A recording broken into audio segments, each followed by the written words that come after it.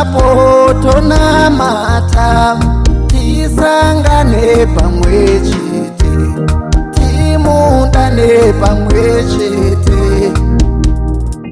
Iye Ishe Jesu, zvakaipeiko hama dzangu kuti tiripo semuri? Ngatisangane pamwe chete, timudane Ishe Jesu.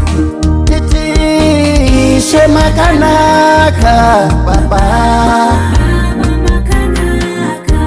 titi Ishe makanaka Baba.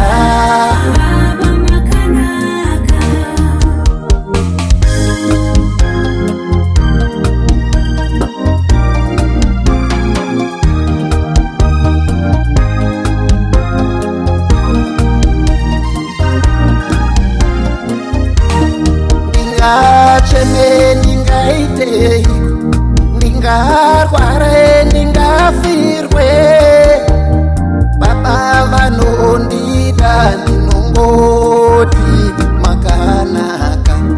Ndingacheme ndingaiteiko, ndingafirwa ndingarwara, ndinongoti munondira, Baba vangu muneru.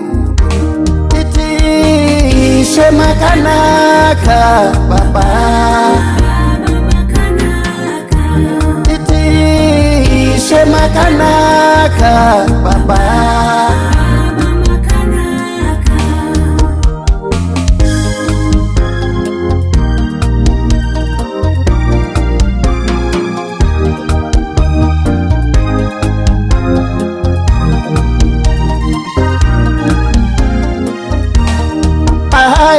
Paye ndakarwara hamunaka kundirasa, paye ndakachema ndimisve munyarasi. Ndinganyeiwa vangaitei, asi mimi makanaka.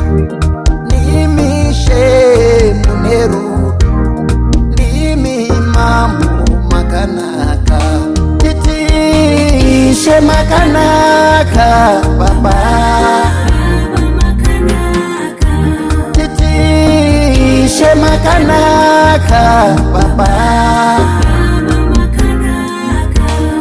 Hama dzinosvika pakundiramba, asi mimi makanaka.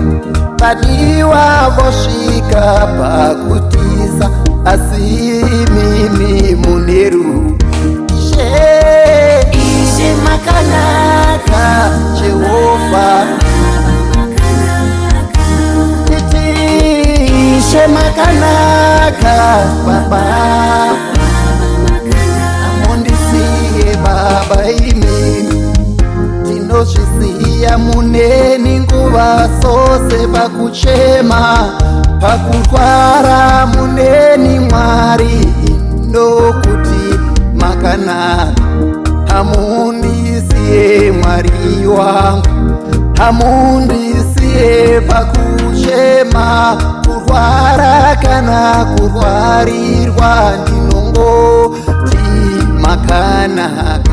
Ndifambe rwendo ndinovimba nemi, ndifambe rwendo handisese, nokuti makanaka imishe munerudo. Titi Ishe makanaka Baba,